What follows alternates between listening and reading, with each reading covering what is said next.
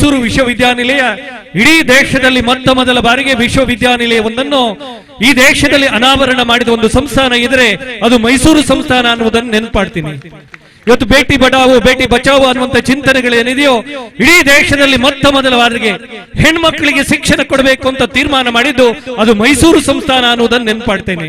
ಇವತ್ತು ಹಿಂದೂ ಧರ್ಮದ ಚಿಂತನೆಗಳಿಗೆ ದಾರಿದೀಪವಾಗಿರುವಂತ ವಿಶ್ವ ಹಿಂದೂ ಪರಿಷತ್ 1964ರಲ್ಲಿ ಈ ದೇಶದಲ್ಲಿ ಲೋಕಾರ್ಪಣೆ ಆದರೆ 1964ರ ಹೊತ್ತಿಗೆ ಇದಕ್ಕೆ ಅಧ್ಯಕ್ಷರಾದವರು ಜಯಚಾಮರಾಜ ಒಡೆಯರು ಅನ್ನುವಂಥದ್ದು ನಮ್ಗೆಲ್ಲ ಹೆಮ್ಮೆ ಅಂತ ಹೇಳ್ಕೊಳ್ತಾ ಅರಸು ಪರಂಪರೆಯ ವರ್ತಮಾನದ ಮುಕುಟಮಣಿ ನಮ್ಮೆಲ್ಲರ ಯುವ ಬಂಧು ಶ್ರೀ ಯದುವೀರ್ ಕೃಷ್ಣದತ್ತ ಚಾಮರಾಜ ಒಡೆಯರು ನಮ್ಮ ಸಮ್ಮುಖದಲ್ಲಿದ್ದಾರೆ. ಒಮ್ಮೆ ರಾಜ್ಯ ಪರಂಪರೆ ಹೋಗಿರಬಹುದು, ಆದರೆ ಇವತ್ತಿಗೂ ಗೌರವವನ್ನು ಉಳಿಸಿಕೊಂಡಿರುವಂತ ಮೈಸೂರು ಸಂಸ್ಥಾನದ ರಾಜರು ನಮ್ಮ ಮುಂದಿದ್ದಾರೆ. ಮಾತಿಗೆ ಮೊದಲು ಒಮ್ಮೆ ಎದ್ದು ನಿಂತು ಆ ರಾಜ್ಯ ಪರಂಪರೆಗೆ, ಆ ಭಾರತದ ಆರ್ಯಾವರ್ತದ ಹಿಂದೂ ಪರಂಪರೆಯ ಮುಖಡಮನಿಯಾಗಿರುವಂತಹ ಮೈಸೂರು ಸಂಸ್ಥಾನದ ವರ್ತಮಾನದ ರಾಜ ನಮ್ಮೆಲ್ಲರ ಪ್ರೀತಿಯ ಯದುವೀರ್ ಅವರಿಗೆ ಪ್ರೀತಿಯ ಸ್ವಾಗತದೊಂದಿಗೆ ಇದೀಗ ಅವರು ಮಾತುಗಳನ್ನು ಹಂಚಿಕೊಳ್ಳಬೇಕಾಗಿ ಪ್ರೀತಿಯಿಂದ ವಿನಮ್ರವಾಗಿ ವಿನಂತಿ ಮಾಡ್ತೀನಿ. ಧನ್ಯವಾದ. ಪರಮ ಪೂಜ್ಯ ಶ್ರೀ ಶ್ರೀ ಮೋಹನ್ ದಾಸ್ ಪರಮಹಂಸ ಸ್ವಾಮೀಜಿ ಅವರಿಗೆ ನನ್ನ ಗೌರವವನ್ನು ಸಲ್ಲಿಸುತ್ತಾ, ಸಭಾಧ್ಯಕ್ಷರಾದಂಥ ಶ್ರೀ ಶಶಿಧರ್ ಶೆಟ್ಟಿ ಅವರೇ, ಧಾರ್ಮಿಕ ಭಾಷಣವನ್ನು ನೀಡೋ ದೃಷ್ಟಿಯಲ್ಲಿ ಇಲ್ಲಿ ಆಗಲೇ ಭಾಷಣವನ್ನು ನೀಡಿರ್ತಕ್ಕಂಥದ್ದು ಶ್ರೀ ಡಾಕ್ಟರ್ ಪ್ರಭಾಕರ್ ಭಟ್ ಅವರೇ, ಶಾಸಕರಾದಂಥ ಶ್ರೀ ಹರೀಶ್ ಹುಂಜಾ ಅವರೇ, ವೇದಿಕೆಯಲ್ಲಿ ಉಪಸ್ಥಿತರಿರುವ ಎಲ್ಲ ಗೌರವಾನ್ವಿತರಿಗೆ ನನ್ನ ಪ್ರಣಾಮಗಳನ್ನು ಸಲ್ಲಿಸುತ್ತಾ, ಇಲ್ಲಿ ಉಪಸ್ಥಿತರಿರುವ ಎಲ್ಲ ಹಿರಿಯರೇ, ಮಹನೀಯರೇ, ಮಹಿಳೆಯರೇ, ಗ್ರಾಮಸ್ಥರೇ, ಮಕ್ಕಳೇ, ಮಾಧ್ಯಮದ ಎಲ್ಲ ಪ್ರತಿನಿಧಿಗಳೇ ಹಾಗೂ ಪೊಲೀಸ್ ಇಲಾಖೆಯ ಸಿಬ್ಬಂದಿಗಳೇ, ಎಲ್ಲರಿಗೂ ಕೂಡ ಮತ್ತೊಮ್ಮೆ ನಾನು ನನ್ನ ಪ್ರಣಾಮಗಳನ್ನು ಸಲ್ಲಿಸುತ್ತಾ, ತಮ್ಮ ಶ್ರೀ ಗಣೇಶ ಭಜನಾ ಮಂದಿರ ಕುಪ್ಪಟ್ಟಿಯ ಒಂದು ಸುಂದರ ವಾತಾವರಣದಲ್ಲಿ ಇದರ ಒಂದು ನೂತನ ರಾಜಗೋಪುರ ಹಾಗೂ ದುರ್ಗಾ ಗಣೇಶ ಸಭಾಭವನ ಒಂದು ಲೋಕಾರ್ಪಣೆ ಕಾರ್ಯಕ್ರಮ ನಡೆದಿದೆ. ನಮಗೂ ಕೂಡ ಈ ಉದ್ಘಾಟನೆ ಮಾಡುವಂಥದ್ದು ಸೌಭಾಗ್ಯ ಸಿಕ್ಕಿದೆ. ನಿಮ್ಮೆಲ್ಲರಿಗೂ ನಾನು ಕೃತಜ್ಞತೆಗಳನ್ನು ಸಲ್ಲಿಸುತ್ತಾ, ಈಗಾಗಲೇ ಡಾಕ್ಟರ್ ಅವರು ಭಾಳ ವಿಸ್ತಾರವಾದಂಥ ಒಂದು ಭಾಷಣವನ್ನು ನೀಡಿದ್ದಾರೆ. ಹರೀಶ್ ಅವರು ಕೂಡ ಮಾತಾಡಿದ್ದಾರೆ. ನಾನೇನು ಜಾಸ್ತಿ ವಿವರಿಸೋದಕ್ಕೆ ನಾನು ಹೋಗೋದಿಲ್ಲ. ಧಾರ್ಮಿಕ ಒಂದು ದೃಷ್ಟಿಯಲ್ಲಿ ಯಾವ ರೀತಿ ಧಾರ್ಮಿಕ ಸಮಾಜ ಒಗ್ಗಟ್ಟಾಗಿರಬೇಕು ಅಂತ ನಮಗಿಂತ ಹೆಚ್ಚಾಗಿ ನಮ್ಮ ದಕ್ಷಿಣ ಕನ್ನಡ ಜಿಲ್ಲೆಯಲ್ಲಿ ಸಮಸ್ತ ಒಂದು ನಿವಾಸಿಗಳಿಗೆ ಗೊತ್ತಿದೆ. ಯಾಕಂದರೆ ಮೈಸೂರು ಕಡೆಯಲ್ಲಿ ನಿಮಗೆ ಗೊತ್ತಿದೆ ನಮ್ಮ ಪರಿಸ್ಥಿತಿ ಹೇಗಿದೆ ಅಂತ.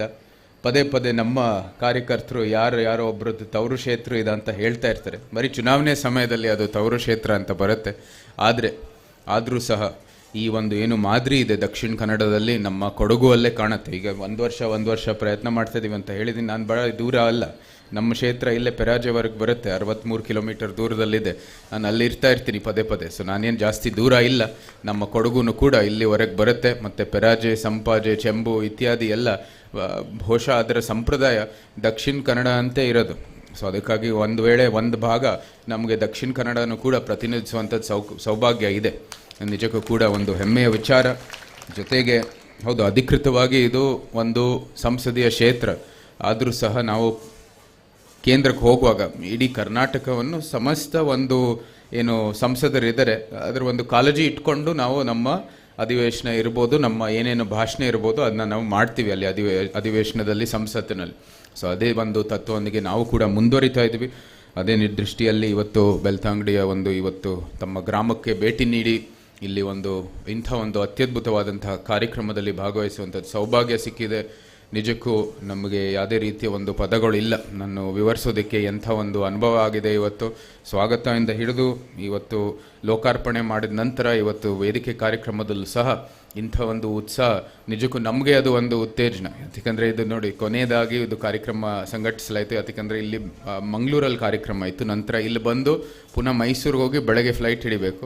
ಸೊ ಅದಕ್ಕಾಗಿ ನಾವು ಇದು ಕಾರ್ಯಕ್ರಮ ಏನು ಮಾಡಬೇಕಂತ ಅದನ್ನ ಯೋಚನೆ ಮಾಡೋದ್ರಲ್ಲೇ ಸುಸ್ತಾಗ್ತಾ ಇತ್ತು. ಸೊ ಅದರಲ್ಲಿ ನಿಮ್ಮ ಒಂದು ಉತ್ಸಾಹ ನೋಡಿ ನಿಜಕ್ಕೂ ನಮಗೂ ಕೂಡ ಉತ್ತೇಜನ, ಒಂದು ಪ್ರೇರಣೆ. ಯಾಕಂದರೆ ಮಾಡೋ ಕೆಲಸಕ್ಕಾಗಿ ನಿಜಕ್ಕೂ ನಿಮ್ಮ ಒಂದು ಪ್ರೇರಣೆ, ಇಂಥ ಒಂದು ಉತ್ಸಾಹ ಇದ್ರೇ ನಮಗೂ ಕೂಡ ಕೆಲಸ ಮಾಡುವಂಥದ್ದು ಶಕ್ತಿ ಬರುತ್ತೆ. ಸೊ ಅದಕ್ಕಾಗಿ ನಿಮ್ಮೆಲ್ಲರಿಗೂ ಕೃತಜ್ಞತೆಗಳನ್ನು ಸಲ್ಲಿಸುತ್ತಾ, ಧಾರ್ಮಿಕ ದೃಷ್ಟಿಯಲ್ಲಿ ಈಗಾಗಲೇ ಹಿರಿಯರು ಮಾತಾಡಿದರೆ, ಯುವಕರಾಗಿ ನಾನೇನು ಹೆಚ್ಚಾಗಿ ಮಾತಾಡೋಕ್ಕೆ ಹೋಗಲ್ಲ. ಆದರೆ ಒಂದಾದರೂ ಸತ್ಯ, ಧಾರ್ಮಿಕ ಒಂದು ಪದ್ಧತಿಗಳಿರ್ಬೋದು, ಧಾರ್ಮಿಕ ಒಂದು ಅರಿವು ಮೂಡಿಸುವಂಥದ್ದು ಕೆಲಸ ಆಗಬೇಕಾಗಿದೆ. ಸಾಮಾನ್ಯವಾಗಿ ಇವತ್ತು ಮತಾಂತರ ಇರ್ಬೋದು, ಬೇರೆ ಬೇರೆ ಒಂದು ಧರ್ಮದ ವಿರೋಧ ಒಂದು ಚಟುವಟಿಕೆಗಳು ಆಗ್ತಾ ಇದ್ರೆ, ಅದು ಯಾಕಂದರೆ ನಮ್ಮ ಧಾರ್ಮಿಕ ಸಮಾಜದಲ್ಲಿ ನಮ್ಮ ಧರ್ಮದ ಬಗ್ಗೆ ಅರಿವು ಇಲ್ಲ. ನಮ್ಮ ಧರ್ಮ ಎಲ್ಲಿಂದ ಬಂದಿದೆ, ಯಾವ ರೀತಿ ಆಧುನಿಕ ಕಾಲದಲ್ಲಿ ಅದು ಸಂಘಟಿಸಬೇಕು ಅಂತ ಒಂದು ಅರಿವು ಇಲ್ಲ. ಅದು ಅತಿ ಅವಶ್ಯ. ಇವತ್ತು ಜಾತಿ ಇತ್ಯಾದಿ ಬೇರೆ ಬೇರೆ ಒಂದು ಟರ್ಮಿನಾಲಜಿಯನ್ನು ಬಳಸಿ ಇದು ನಮ್ಮ ಹಿಂದೂ ಧರ್ಮ ಒಂದು ಕೀಳು ಧರ್ಮ ಅಂತ ಒಂದು ವೇಳೆ ಅದು ವಿವರಿಸಲಾಗುತ್ತೆ. ಯಾಕಂದರೆ ಇದು ಹಿಂದೆ ಮಕಾಲೆ ಕಾಲದಿಂದನೂ ಕೂಡ ಬಂದಿರತಕ್ಕಂಥ ಒಂದು ಪದ್ಧತಿ. ಇದು ಆ ಸಮಯದಲ್ಲಿ ಇದು ಒಂದು ಕೀಳು ಸಂಸ್ಕೃತಿ, ಇದರಲ್ಲಿ ಉಳಿಸುವಂಥದ್ದು ಏನೂ ಇಲ್ಲ ಅಂತ ಅವರು ಪುನಃ ಇದು ಒಂದು ಸಂಘಟನೆ ಮಾಡೋಕ್ಕೆ ಹೊರಟರು ಅವರು. ಆ ಸಮಯದಿಂದ ಇವತ್ತವರೆಗೂ ನಾವು ಅದನ್ನ ಸರಿಪಡಿಸಿಲ್ಲ. ನಿಜಕ್ಕೂ ಒಂದು ಪ್ರಯತ್ನ ನಡೀತಾ ಇದೆ, ಇವತ್ತು ಒಂದು ಕ್ರಾಂತಿ ನಡೀತಾ ಇದೆ, ಒಂದು ರೀತಿ ಅರಿವು ಮೂಡಿಸಲಾಗ್ತಾ ಇದೆ. ಆದರೂ ಸಹ ಇದು ದೊಡ್ಡ ಮಟ್ಟದಲ್ಲಿ ಸಮಸ್ತ ಭಾರತೀಯರಲ್ಲಿ ನಮ್ಮ ಧರ್ಮದ ಬಗ್ಗೆ ಅರಿವು ಮೂಡಿಸುವಂಥದ್ದು ಕೆಲಸ ಆಗಬೇಕಾಗಿರ್ತಕ್ಕಂಥದ್ದು ಎಲ್ಲಕ್ಕಿಂತ ಮುಖ್ಯ.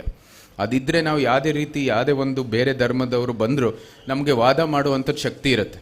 ಭಾರತದಲ್ಲಿ ವೈಷ್ಣವರಿರ್ಬೋದು, ಶ್ರೀ ವೈಷ್ಣವರಿರ್ಬೋದು, ನಂತರ ಶೈವ ಇತ್ಯಾದಿ ಎಲ್ಲರೂ ಕೂಡ ವಾದ ಸಂವಾದ ಇತ್ಯಾದಿ ಎಲ್ಲ ಮಾಡಿ ಬೇರೆ ಬೇರೆ ವೇದಿಕೆ ಮೇಲೆ ಅವರು ವಾದ ಮಾಡಿ ಇವತ್ತು ಮುಂದುವರಿತಾ ಬಂದಿದ್ರು. ಅವರು ದೇವರ್ ಅಗ್ರೀಯಿಂಗ್ ಟು ಡಿಸ್ಅಗ್ರಿ ಅಂಥ ಒಂದು ವಾತಾವರಣ ಇತ್ತು. ಆದರೆ ಇವಾಗ ನೀವು ನಿಮ್ಮ ಆ ಧರ್ಮದ ಅಥವಾ ಆ ಒಂದು ಸಿದ್ಧಾಂತಕ್ಕೆ ನೀವು ಒಪ್ಪಿಗೆ ಇಲ್ಲದೇ ಇದ್ದರೆ, ಮುಂಚೆ ಆಚೆ ಕತ್ತಿ ತೆಗೆಯುವಂಥದ್ದು ಮತ್ತು ಇನ್ನು ದ್ವೇಷಕ್ಕೆ ಮತ್ತು ಇವನ್ ವೈಲೆನ್ಸ್ಗೆ ಹೋಗುವಂಥದ್ದು ಏನು ಸಂಗತಿ ಬಂದಿದೆ ಅದು ನಮ್ಮ ಧರ್ಮದಲ್ಲಿ ಇಲ್ಲ. ಆದರೆ ಅದು ಎದುರಿಸುವಂಥದ್ದು ಶಕ್ತಿ ನಮ್ಮ ಧರ್ಮದಲ್ಲಿದೆ. ಅದನ್ನು ಕೂಡ ನಾವು ಅದನ್ನ ಪುನರುಜ್ಜೀವನಗೊಳಿಸುವಂಥದ್ದು ಕೆಲಸವನ್ನು ಮಾಡಬೇಕಾಗಿರ್ತಕ್ಕಂಥದ್ದು ಕೂಡ ಇವತ್ತು ಅತಿ ಅವಶ್ಯ. ಎಲ್ಲ ರೀತಿಯ ಒಂದು ಕೆಲಸ ಆಗಬೇಕಾಗಿದೆ. ಯಾತಕ್ಕಂದರೆ ಭಾರತ ಇವತ್ತು ನಮ್ಮ ಋಷಿ ಮುನಿ ತಪಸ್ಸು ಮಾಡಿ ಬ್ರಹ್ಮಾಂಡದಲ್ಲಿರ್ತಕ್ಕಂಥ ಸತ್ಯಗಳನ್ನು ನಮ್ಮೆಲ್ಲರಿಗೂ ನಮ್ಮ ಗ್ರಂಥದ ಮೂಲಕ ಲಭ್ಯ ಮಾಡಿರ್ತಕ್ಕಂಥ ಸಮಯದಿಂದ ಇವತ್ತುವರೆಗೂ ಶಾಶ್ವತವಾಗಿ ಉಳಿದಿರ್ತಕ್ಕಂಥ ಒಂದು ಪಾರಂಪರೆ ಅಂದರೆ ಅದು ಭಾರತೀಯ ಪಾರಂಪರೆ. ಯಾವುದೇ ಒಂದು ದೇಶದಲ್ಲಿ ಅದು ನೀವು ನೋಡಲ್ಲ. ಬರೀ ಭಾರತದಲ್ಲಿ ಅಂದಿನ ಕಾಲದಲ್ಲಿ ಅಂದರೆ ಎಷ್ಟೋ ಯುಗ ಹಿಂದೆ ನಮ್ಮ ಋಷಿಗಳು ನಮಗೆ ನೀಡಿರ್ತಕ್ಕಂಥ ಈ ಒಂದು ಧರ್ಮ ಅದು ಇವತ್ತುವರೆಗೂ ಉಳಿದಿದೆ. ಅದು ಬರೀ ಭಾರತದಲ್ಲಿ. ಇವತ್ತು ಭಜನಾ ಮಂಟಪದಲ್ಲಿ ನೀವು ನೋಡ್ತಾ ಇರ್ತಕ್ಕಂಥ ಪಾರಂಪರೆ, ಯಜ್ಞ ಇತ್ಯಾದಿ ಎಲ್ಲ ನೋಡ್ತಾ ಇರೋದು ನೀವು 1000 ಲಕ್ಷ ಎಷ್ಟೋ ಯುಗಗಳ ಹಿಂದೆ ಹೋಗಿದ್ರೂ ಸಹ ಅದೇ ಯಜ್ಞವನ್ನು ನೀವು ನೋಡ್ತಾ ಇದ್ರು. ಅಂಥ ಒಂದು ಪಾರಂಪರೆ ಭಾರತದಲ್ಲಿದೆ. ಅದು ಯಾಕಂದರೆ ನಮಗೆ ಗೊತ್ತಿತ್ತು, ಯಾವತ್ತು ವಾದ ಆಗಿದ ನಂತರ ಇದು ವೈಲೆನ್ಸ್ ಕಡೆಗೆ ಹೋಗ್ತಾ ಇದ್ದಾರೆ, ಅವ್ರು ಕತ್ತಿ ಎತ್ತು ಬಂದಿದ್ದರೆ ಅದನ್ನ ಎದುರಿಸುವಂಥ ಶಕ್ತಿ ಏನಿತ್ತು ಭಾರತೀಯರಲ್ಲಿ ಅದು ಕಮ್ಮಿ ಆಗ್ತಾ ಹೋಗ್ತಾ ಇದೆ. ಅದರದ್ದು ಕೂಡ ಒಂದು ರಕ್ಷಣೆ ಆಗ್ತಾ ಇದೆ. ಇವತ್ತು ಪ್ರಭಾಕರ್ ಭಟ್ ಅವರು ಹೇಳಿದ್ರು, ಇದು ರಾಜರಾಗಿ ನೀವು ಏನಕ್ಕೆ ಆಚೆ ಬಂದಿದ್ದೀರಾ ಇತ್ಯಾದಿ. ನಮ್ಮ ಎಲ್ಲ ಗ್ರಂಥಗಳಲ್ಲಿ ಅದು ಉಲ್ಲೇಖ ಆಗಿದೆ. ನಾನೇನು ಇದು ಹೊಸದಾಗಿ ನಾವೇನು ಬಂದಿಲ್ಲ ಅಥವಾ ಬೇರೆಯವ್ರು ಯಾರೂ ಬಂದಿಲ್ಲ. ಹಿಂದೆ ಇದು ಗೀತಾಲಿರ್ಬೋದು, ನಂತರ ರಾಮಾಯಣದಲ್ಲಿರ್ಬೋದು, ಶಿವಾಜಿ ಮಹಾರಾಜ್ ಇರ್ಬೋದು, ನಮ್ಮ ಪೂರ್ವಜರು ಅಂತ ರಣಧೀರ ಕಂಠೀರವ ನರಸಿಂಹರಾಜ ಒಡೆಯರವರು ಇರ್ಬೋದು, ಎಲ್ಲರೂ ಕೂಡ ಧರ್ಮದ ಪರವಾಗಿ ನಿಂತು ಅವರು ಹೋರಾಟವನ್ನು ಮಾಡಿದ್ದಾರೆ. ಕಾಲಕ್ಕೆ ತಕ್ಕ ಒಂದು ಹೋರಾಟ ಮಾಡಿ ಇದನ್ನ ಸಂರಕ್ಷಣೆ ಮಾಡಿದ್ದಾರೆ. ಈ ಆಧುನಿಕ ಚೌಕಟ್ಟಿನಲ್ಲಿ ರಾಜಕೀಯವಾಗಿ ಅದು ಮಾಡ್ತಾ ಇರೋವಂಥದ್ದು ನನಗೇನು ಆಶ್ಚರ್ಯ ಏನೂ ಇಲ್ಲ. ಅದು ನಾವು ಮಾಡಬೇಕಾಗಿರ್ತಕ್ಕಂಥದ್ದು ನಮ್ಮ ಕರ್ತವ್ಯ. ಧರ್ಮವನ್ನು ಪಾಲನೆ ಮಾಡೋರು ನಾವೆಲ್ಲರೂ ಇದು ನಮ್ಮ ಕರ್ತವ್ಯ ಅಂತ ನಾನು ಭಾವಿಸ್ತೀನಿ. ಅದ್ರ ಜೊತೆಗೆ ಇವತ್ತು ಭಜನಾ ಮಂಟಪ ನಾನು ಹೇಳ್ತಾ ಇದ್ದೀನಿ, ಹರೀಶ್ ಅವರು ಇದ್ದಾರೆ ಇಲ್ಲಿ. ಮುಂದೆ ನಮ್ಮದು ಒಂದು ಒಳ್ಳೆ ಸರ್ಕಾರ ಬರುತ್ತೆ ಇಂದು ಭವಿಷ್ಯದಲ್ಲಿ 78ರಲ್ಲಿ. ಆ ಸಮಯದಲ್ಲಿ ಈ ಭಜನಾ ಮಂಟಪ ಪಾರಂಪರೆಯೇ ನಾವು ಒಂದು ಸಂರಕ್ಷಣೆ ಮಾಡೋ ದೃಷ್ಟಿಯಲ್ಲಿ ಭಾಳ ಕೆಲಸವನ್ನು ಮಾಡಬೇಕಾಗುತ್ತೆ. ಮೈಸೂರು ನಗರದಲ್ಲಿ ಯಾಕಂದರೆ ಇವತ್ತು ಪ್ರಕೃತಿಗೆ ಅನುಗುಣವಾಗಿರ್ತಕ್ಕಂಥ ಏಕೈಕ ಧರ್ಮ ಅದು ಭಾರತೀಯ ಧರ್ಮ, ಅದು ಹಿಂದೂ ಧರ್ಮ. ನಿಜಕ್ಕೂ ಪ್ರಕೃತಿ ಒಂದು ರೀತಿ ಅದು ಯಾವ ರೀತಿ ಅಭಿವ್ಯಕ್ತ ಆಗುತ್ತೆ ಅಂದರೆ ನಮ್ಮ ಸಂಸ್ಕೃತಿಯಲ್ಲಿ ಅದು ಅಭಿವ್ಯಕ್ತ ಆಗತಕ್ಕಂಥದ್ದು. ಅದೇ ಸಂಸ್ಕೃತಿ ನಮ್ಮ ಸಿದ್ಧಾಂತ ಪುನಃ ಅದು ನಮ್ಮ ಸಂಗೀತ ಮತ್ತು ನಮ್ಮ ಕಲೆ ಮತ್ತು ಅದಕ್ಕಿಂತ ಹೆಚ್ಚಾಗಿ ನಮ್ಮ ಭಜನೆಗಳಲ್ಲಿ ಅದು ಅಭಿವ್ಯಕ್ತ ಆಗುತ್ತೆ. ಸೊ ಅದಕ್ಕಾಗಿ ಅದು ನಿಜಕ್ಕೂ ನಮ್ಮ ಧರ್ಮದ ಒಂದು ಮೂಲ ತತ್ವಗಳು ಇಂಥ ಭಜನಾ ಮಂಟಪದಲ್ಲಿ ನಾವು ನೋಡ್ತೀವಿ. ಸೊ ಅದನ್ನ ಸಂರಕ್ಷಣೆ ಮಾಡೋದು ಅತಿ ಅವಶ್ಯ. ಬೆಂಗಳೂರು ಮತ್ತು ಮೈಸೂರಿನಲ್ಲಿ ಯಾವ ಸಮಯದಲ್ಲಿ ಜಾಸ್ತಿ ದೊಡ್ಡ ದೊಡ್ಡ ದೇವಸ್ಥಾನಗಳು, ಯಾಕೆಂದರೆ ಸಣ್ಣ ಮೊಹಲಗಳು ಇದ್ದು ಬೆಂಗಳೂರಿನ ಒಂದು ಕರಗ ನಡೆಯುತ್ತೆ. ಅದೇ ಸುತ್ತಮುತ್ತ ಇರುವಂಥದ್ದೇನು ಹಲಸೂರಲ್ಲಿ ಬೇರೆ ಬೇರೆ ಸಣ್ಣ ಜಾಗದಲ್ಲಿ ಸಣ್ಣ ಭಜನಾ ಮಂಟಪ ಇದ್ದಿದ್ದ ಕಾರಣ ಏನಕ್ಕಂದರೆ ಅಷ್ಟೊಂದು ಜನ ಇದ್ರಲ್ಲ, ಒಂದು ಸಣ್ಣ ಜಾಗದಲ್ಲಿ ನಮ್ಮ ನಿತ್ಯ ಏನು ಕ್ರಮ ತಗೋಬೇಕಾಗಿದೆ, ನಿತ್ಯ ಒಂದು ಪದ್ಧತಿಗಳಿದೆ, ನಿತ್ಯ ಒಂದು ವಿಧಿ ಇದೆ, ಅದನ್ನ ನೀವು ಮಾಡೋದಕ್ಕೆ ಒಂದು ಅವಕಾಶ ಇದೆ, ಒಂದು ಜಾಗ ಇದೆ ಅಂತ ಆ ಒಂದು ಭಜನಾ ಮಂಟಪ ಇತ್ತು. ಅದರದೇ ಆದಂಥ ಒಂದು ಒಳ್ಳೆ ಪಾರಂಪರೆ ಇದೆ, ಅದರದೇ ಆದಂಥ ಒಂದು ಕಲೆ ಮತ್ತು ಸಂಸ್ಕೃತಿ ಇದೆ. ಎಲ್ಲ ಭಜನಾ ಮಂಟಪದಲ್ಲಿ ಮೈಸೂರು ಅರಮನೆಯಿಂದ ಒಂದು ಮೈಸೂರು ಶೈಲಿಯ ಒಂದು ಪೇಂಟಿಂಗು ಕೊಡ್ತಾಯಿದ್ರು. ಅದು ನಮ್ಮ ಕೊಡಗೂಲು ಒಂದು ಭಜನಾ ಮಂಟಪದಲ್ಲಿದೆ, ಮೈಸೂರಿಂದ ಬಂದಿರತಕ್ಕಂಥದ್ದು ಒಂದು ರಾಮಂದು ಒಂದು ಪೇಂಟಿಂಗ್. ಸೊ ಇದೆಲ್ಲನೂ ಸಂರಕ್ಷಣೆ ಮಾಡಬೇಕಾಗಿದೆ. ಜೊತೆಗೆ ಈ ಭಜನಾ ಮಂಟಪದ ಪಾರಂಪರೆ ಮತ್ತು ನಮ್ಮ ಪ್ರಭಾಕರ್ ಭಟ್ ಅವರು ಹೇಳಿದ ಹಾಗೆ ನಮ್ಮ ಸುತ್ತಮುತ್ತ ಇರ್ತಕ್ಕಂಥ ದೇವಸ್ಥಾನಗಳು ಧಾರ್ಮಿಕ ಸ್ಥಳದ ಒಂದು ಅಭಿವೃದ್ಧಿಗಾಗಿ ಮತ್ತು ರಕ್ಷಣೆಗಾಗಿ ನಾವು ನಿಲ್ಲಬೇಕಾಗಿದೆ. ನಮ್ಮೊಬ್ಬರು ಸ್ನೇಹಿತರಿದ್ದಾರೆ, ಯಾವುದೇ ಒಂದು ದೇವಸ್ಥಾನ ಹೋಗೋ ಭಾಳ ಹುಚ್ಚು ಅವ್ರಿಗೆ. ಯಾವುದೋ ಒಂದು ದೇವಸ್ಥಾನ ಯಾರೊಬ್ಬರು ಬಂದು ಹೇಳ್ತಾರೆ ಇಲ್ಲಿ ಹೋದರೆ ಏನೋ ಒಂದು ಇಷ್ಟಾರ್ಥವನ್ನು ಈಡೇರಿಸಲಾಗುತ್ತೆ ಅಂತ.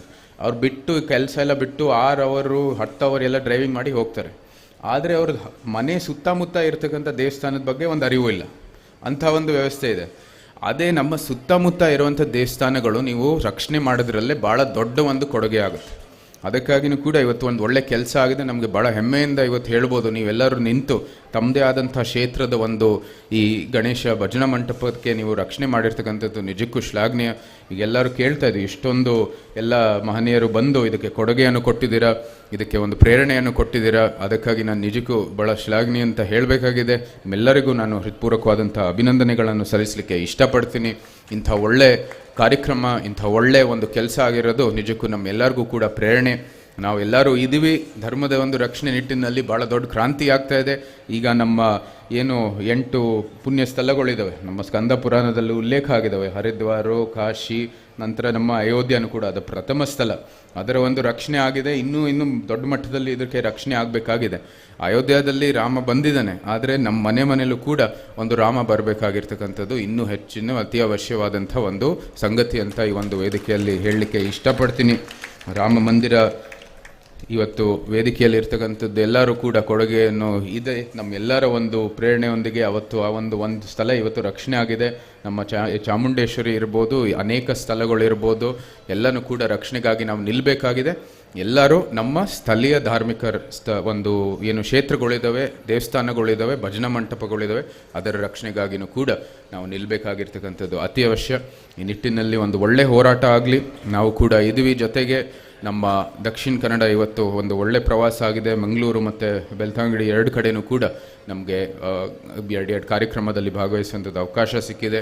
ಅದಕ್ಕಾಗಿ ದಕ್ಷಿಣ ಕನ್ನಡ ಸಮಸ್ತ ನಿವಾಸಿಗಳಿಗೆ ನನ್ನ ಹೃತ್ಪೂರ್ವಕವಾದಂಥ ಕೃತಜ್ಞತೆಗಳನ್ನು ಮತ್ತೊಮ್ಮೆ ನಾನು ಸಲ್ಲಿಸುತ್ತೇನೆ. ಹೆಚ್ಚಕ್ಕೆ ಮಾತಾಡೋಕ್ಕೆ ಹೋಗಲ್ಲ. ನಾವು ಕೂಡ ಬೆಳಗ್ಗೆ ಸಂಸತ್ತಿಗೆ ಹೋಗಬೇಕಾಗಿದೆ. ಒಳ್ಳೆ ಕೆಲಸಗಳು ಆಗ್ತಾ ಇದೆ. ಮತ್ತು ಮೈಸೂರು ಕ್ಷೇತ್ರದಲ್ಲಿ ಬಹುಶಃ ಅದು ಇಲ್ಲಿ ನಿಮ್ಮ ಕ್ಷೇತ್ರಕ್ಕೆ ಅದು ಲಾಭ ಆಗುತ್ತೆ ಅಂತ ನಾನು ಭಾವಿಸ್ತೀನಿ. ಬಟ್ ನಮ್ಮ ಮೈಸೂರು ಕುಶಾಲನಗರ ಏನು ಹೈವೇ ಆಗ್ತಾ ಇದೆ, ಚತುಷ್ಪಥ ಹೆದ್ದಾರಿ ಆಗ್ತಾ ಇದೆ, ಇಲ್ಲಿ ಭಾಳ ಅನುಕೂಲ ಆಗುತ್ತೆ. ಅದಕ್ಕೆಂದರೆ ನೀವು ಮೈಸೂರು ಬರೋಕ್ಕೂ ಕೂಡ ಅದಕ್ಕೆ ಒಂದು ಕುಶಾಲನಗರ ಬಂದಿದ ತಕ್ಷಣ ನೀವು ಹೆಚ್ಚು ಕಡಿಮೆ 1 ಗಂಟೆಯಲ್ಲಿ ನೀವು ಮೈಸೂರು ಶ್ರೀರಂಗಪಟ್ಟಣದಲ್ಲಿ ಇರ್ತೀರಿ. ಶ್ರೀರಂಗಪಟ್ಟಣದಿಂದ ಬೆಂಗಳೂರು 1 ಅವರ್. ಬೆಂಗಳೂರು ಒಳಗೆ ಹೋಗೋದು ನಂದು. ಇವತ್ತು ನಾವು ಆ ಸಮಸ್ಯೆಯನ್ನು ನಾವು ಬಗೆಹರಿಸೋದಕ್ಕೆ ಇವತ್ತು ನಮ್ಮ ಕೈಯಲ್ಲಿಲ್ಲ, ಯಾರ ಕೈಯಲ್ಲಿಲ್ಲ. ಆದರೆ ಭವಿಷ್ಯದಲ್ಲಿ ಅದನ್ನು ಕೂಡ ನಮ್ಮ ಹರೀಶ್ ಅವರಿದ್ದಾರೆ, ಬೇರೆಯವರಿದ್ದಾರೆ, ಅವರು ಅದನ್ನ ಬಗೆಹರಿಸುವಂಥದ್ದು ಕೆಲಸ ಮಾಡ್ತಾರೆ. ಬೆಂಗಳೂರಿನ ಹೆಬ್ಬಾಗ್ಲುವರೆಗೂ ನಿಮಗೆ ಅತಿ ಶೀಘ್ರದಲ್ಲಿ ಪ್ರಧಾನಮಂತ್ರಿ ಅವರು ಒಂದು ಒಳ್ಳೆ ಮೂಲ ಸೌಕರ್ಯವನ್ನು ಕೊಟ್ಟಿದ್ದಾರೆ. ಅದಕ್ಕಾಗಿ ಒಂದು ಒಳ್ಳೆ ಕೆಲಸ ಮಾಡೋಣ. ಅದಕ್ಕೆ ತಕ್ಕ ಒಂದು ಹೋರಾಟ ಮಾಡಬೇಕಾಗಿದೆ. ಒಳ್ಳೆ ಮೂಲ ಸೌಕರ್ಯ ಬರ್ತಾ ಇದೆ, ಇದು ಏರ್ಪೋರ್ಟ್, ಹೈವೇ, ರೈಲ್ವೆ ಇದೆಲ್ಲ ಬರುತ್ತೆ. ಆದರೆ ಧಾರ್ಮಿಕ ರಕ್ಷಣೆ ನಿಮ್ಮ ಕೈಯಲ್ಲಿದೆ. ಅದನ್ನು ಕೂಡ ನೀವು ಮಾಡಿ ಒಳ್ಳೆಯ ಅಭಿವೃದ್ಧಿ ಆಗಲಿ. ಮತ್ತು ವಿಕಸಿತ ಭಾರತ ಏನು ಪ್ರಧಾನಮಂತ್ರಿ ಅವರು ಹೇಳಿದ್ದಾರೆ, ಸಬ್ಕಾ ಸಾಥ್ ಸಬ್ಕಾ ವಿಕಾಸ್ ಸಬ್ಕಾ ವಿರಾಸತ್ ಅಂತ ಭಾಳ ಸ್ಪಷ್ಟವಾಗಿ ಹೇಳ್ತಾರೆ. ಅಂದರೆ ಪಾರಂಪರೆ ಆಧಾರ ಮೇಲೆ ಪಾರಂಪರೆನೇ ವಿಕಸಿತ ಭಾರತಿನ ನೆಲೆಗಟ್ಟು ಅಂತ ಹೇಳಿದ್ದಾರೆ.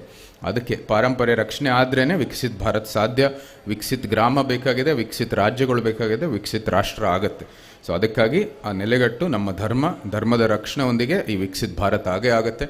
ಅದಕ್ಕಾಗಿ ನೀವೆಲ್ಲರೂ ಕೈ ಜೋಡಿಸಿ ಅಂತ ಮತ್ತೊಮ್ಮೆ ವಿನಂತಿ ಮಾಡ್ತಾ, ಈ ಸಂದರ್ಭದಲ್ಲಿ ಎಲ್ಲರಿಗೂ ಶುಭಾಶಯಗಳನ್ನು ಕೋರ್ತಾ, ಆ ವಿನಾಯಕ ಸ್ವಾಮಿ, ನಮ್ಮ ತಾಯಿ ಚಾಮುಂಡೇಶ್ವರಿ ನಿಮ್ಮೆಲ್ಲರಿಗೂ ಒಳ್ಳೆ ಆರೋಗ್ಯ, ಅಭಿವೃದ್ಧಿ, ಸಮೃದ್ಧಿ, ಆನಂದವನ್ನು ದಯಪಾಲಿಸಲಿ ಎಂದು ಪ್ರಾರ್ಥನೆ ಮಾಡ್ತಾ, ಜೈ ಭಾರತ್ ಮಾತೆ, ಜೈ ಕರ್ನಾಟಕ.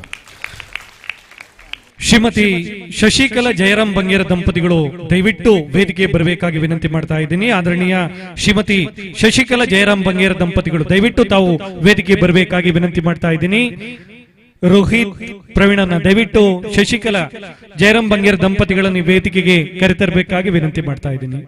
ಬಂಧುಗಳೇ, ಇವತ್ತು ಶ್ರೀ ಗಣೇಶ ಭಜನಾ ಮಂದಿರ ವರ್ತಮಾನದಲ್ಲಿ ನಮ್ಮ ಮುಂದೆ ದೇದೀಪ್ಯಮಾನವಾಗಿ ಬೆಳಗಿದ್ರೆ ಅದರ ಹಿಂದ್ಗಡೆ ಇರುವಂತಹ ದೊಡ್ಡ ಕೊಡುಗೆ ಯಾವುದು ಅಂತ ಕೇಳಿದ್ರೆ